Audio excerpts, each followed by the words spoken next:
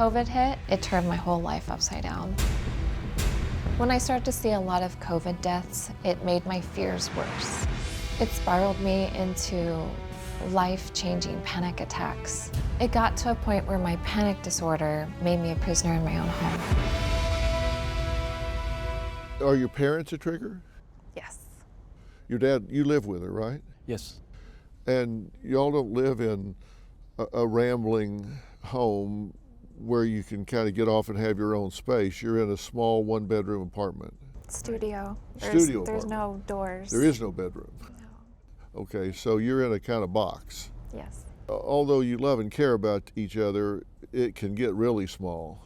Yes. When you're together a lot.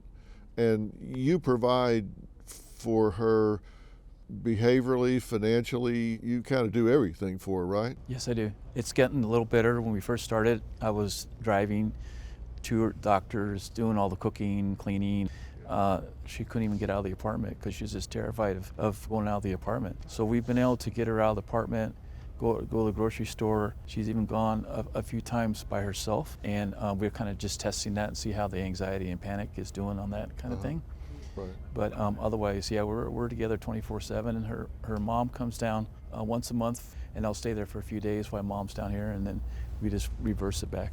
Now your mom, Mary, is here as well, and she says that she is concerned that your dad, Dave, is, despite having the best intentions, doesn't always make the best choices, might be over-medicating you at times.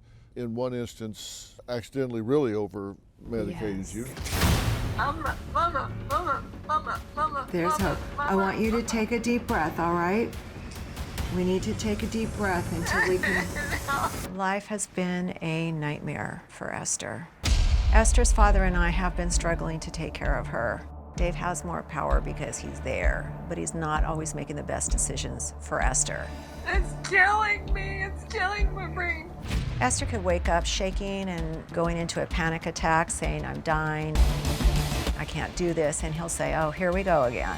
He's treating her like a child, like she's having a little tantrum. Whatever's going on with Esther, give her a pill.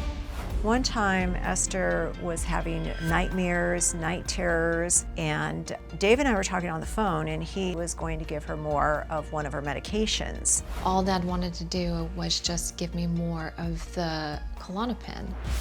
And the next thing I know, he had given her 3 times the amount that was prescribed to her.